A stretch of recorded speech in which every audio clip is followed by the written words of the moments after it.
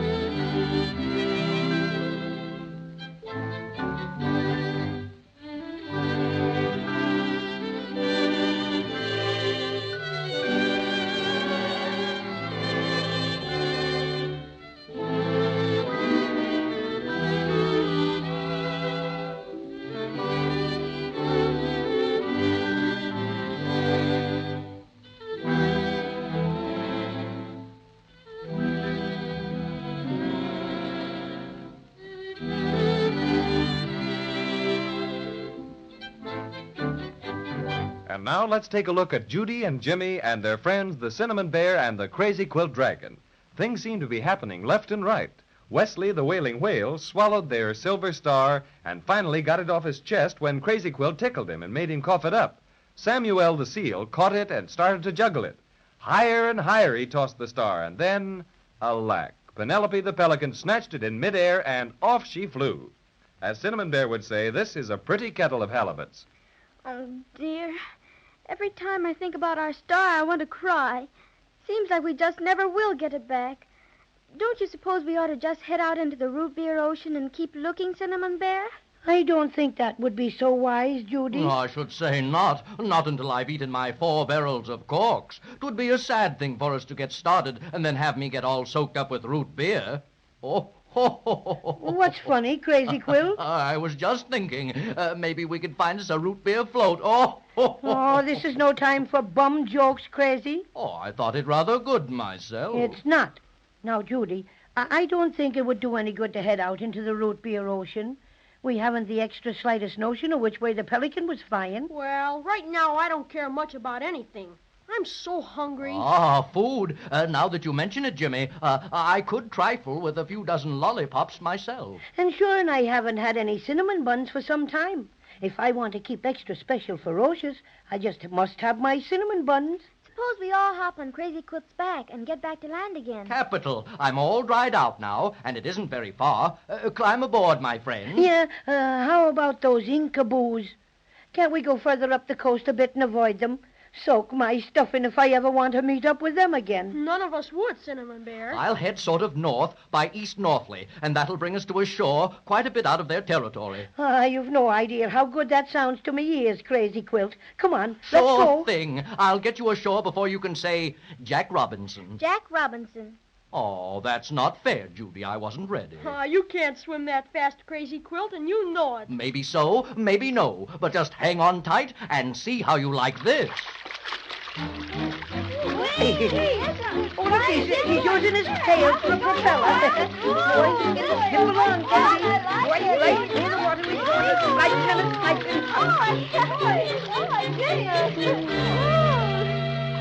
That was a quickie, Crazy Quilt. I'll say it was. Oh, I was just poking along, Oh, you don't say so. Well, if you'd have gone any faster, it would have blown all my fur off. My goodness, Crazy Quilt.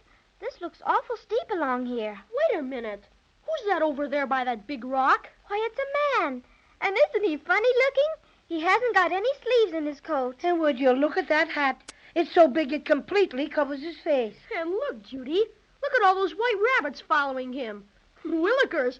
Why, there must be about 20 of them. Oh, it must be. It is. Is who? Fade my colors if it isn't that measly magician, Mr. Presto. You mean he's a bad man, Crazy Quilt? Oh, no, not that, but he's a bad magician. He takes magic lessons by correspondence. He means by mail, Judy. Right, and he insists on trying his half-baked magic on everything and anybody. Last time I met up with him, he practiced a bit on me. I shall never forget it. Well, what did he do, Crazy Quilt? Well, pride will not permit me to tell you, Jimmy. My Crazy Quilt ancestors would turn over in their graves. Greetings, my old friend Crazy Quilt. Greetings and salutations. So glad to see you again. And how's your Uncle Gregory? He seems very pleasant, Crazy Quilt. I refuse to make further comment, for a minute anyway. If he's a magician, maybe he can help us get our silver star back. Well. This is a treat if I do say so. And who are your friends, Crazy Quilt? Oh, hello, Presto. May I make you acquainted with Judy and Jimmy and Patio Cinnamon? How do you do? Any friend of Crazy Quilt's is a friend of mine, as I always say. So glad to see you. And how are you? Presto, how's about a few carrots, huh? Us rabbits is gonna get tough if you don't crack through with some grub, and we don't mean maybe, see? Pardon me, Mr. Presto, but did that white rabbit say that, or are you a ventriloquist? No, that was the rabbit, unfortunately. I produced him and about 20 others while I was doing my homework on magic lesson number 4. I take magic lessons by mail, very good, too, but after I produced all these rabbits out of my hat, I couldn't get rid of them. Keep following me around all the time and yelling for carrots. Very annoying, very annoying. But if you're a magician, why don't you make them disappear? Then they wouldn't bother you. Alas, I'm unable to do that. Lesson number 5 on how to make white rabbits disappear with nothing up your sleeve was lost in the mail. Oh, that's too bad. By the way, Mr. Presto, if you don't mind my saying so, I think you ought to get a hat that fits you. It keeps slipping down all over your face all the time. It's twice too big for you. Good business, fellow, just good business. I'm twice as good as any magician living. Gotta have a hat twice as big. Maybe so, Presto. But inasmuch as it's resting on your Adam's apple most of the time, it seems to me you're talking through your hat. Scorn me if you will, Crazy Quilt, but so help me Houdini if you don't mind your tongue. One of these days when I get to lesson 23, I'll turn you into a lounge lizard and Says then you moldy old magician. Why, I'll pull your hat so far down over your face you'll be able to wear it for a skirt. Here, control yourself, boys. Control yourself. Calm down. That's what I say. Besides, I want to ask Mr. Presto here some special questions. Only too happy to accommodate you, young man. Only too happy to accommodate you. What I want to know is, why don't you have any sleeves in your coat? Simple, my child, simple. If I don't have any sleeves, folks will know I have nothing up them. And are you a good magician, Mr. Presto? Good, I'm slightly terrific. I'll demonstrate. Well, there's only one kind of magic we'd be interested in right now. We're awful hungry. Can you get us something to eat? Food, simplest thing in the world. Learn that in lesson 15. That is the fundamental. So happens that the great Presto is a snozzaroo when it comes to producing eatables. Your orders, please, just name it. Cinnamon buns for me with currants and plain icing. Not that I think you can produce anything, Presto, but I could toy with about 3 Loganberry lollipops. Well, I want something that's regular food.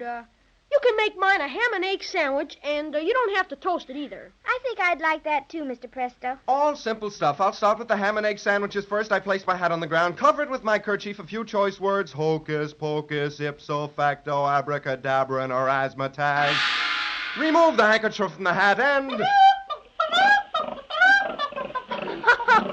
You've got the makings all right, but I don't think I could eat a real live pig and a chicken.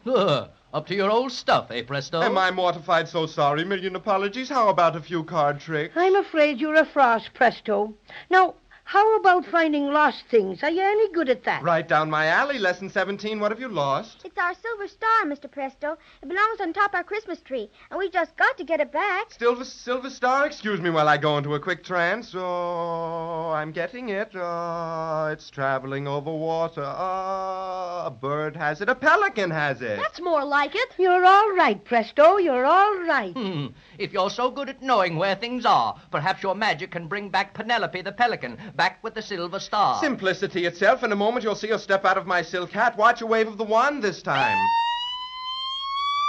And behold the pelican. That's no pelican. It's a halibut. Such goings on. Nothing sacred anymore, not even us halibut. Pooey do, sir, and goodbye. Oh, please. Just a slight error someplace. Let me try again. Behold. Don't look now, Presto, but I think you've got something there. Why, it's a penguin. Yes, a penguin I am, and if I may say so, raspberries to all of you. Goodbye. Please, I beg of you, just one more chance. All right, but this is the last time. Behold! You did it! It's Penelope! Hooray! That this should happen to me, Penelope Pettit the Pelican, descended from a long line of respectable pelicans. You'll answer for this. I'll write a letter, that's what I'll do. You'll hear from me, sir. How dare you interrupt a blue-blooded pelican when she's flying along and minding her own business? Why, your cheap vaudeville magic jerked me so violently, I thought I'd lose my back feathers, and then to be pulled out of a silk hat. Let's see the label. Oh, cheap stuff, and second-hand at that. Where's our silver star you took away from the seal when he was juggling it? Oh, that thing. A pretty bauble, too. Well, I was flying over the island of Obi when this 10th-rate magician jerked the daylights out of me and I dropped it. Oh, dear. Did you see where it landed on the island? How could I? It all happened like a flash. And now, if you ruffians are quite finished, good day. And wait till my congressman hears about this, the very idea. Oh, whatever will we do now? We're farther away from the Silver Star than ever. Oh, don't cry, Judy. Be a regular twin, not a sniffly girl. All right, Jimmy. Well, Presto, what have you to say for yourself now? Nothing, absolutely nothing. I am abject. I am prostrate. I feel like a snake in the grass. What? Goodness, he is a snake in the grass. Well, sure enough. He turned right into one. And watch him wriggle away. And let's hope he stays that way for some time. He's nothing but a nuisance. So that's that. Well, let's not waste our time crying about what's happened. Let's start off and look for something to eat and a boat to get us over to the island of Obi. You're right, Cinnamon Bear. Let's see what's around the other side of this rock. Come on, Jimmy. Come on, Crazy Quill. Okay, Judy. All right, run but around. be careful. All right. Mind Watch out, careful. these rocks. They're Careful. really slippery. Oh, what's this? Look, right up against the rock. Why, it's a chest. And it looks like a pirate chest that you read about. Why, so it does. And see what's written on it. Private property of Captain Taffy. Hands off. Let's open it. Maybe there's gold in it. Now, I'll take this side, and Jimmy, you take that other side over there, and we can... Gee willikers, listen. Wow! We're surrounded. Pirates, we're done for.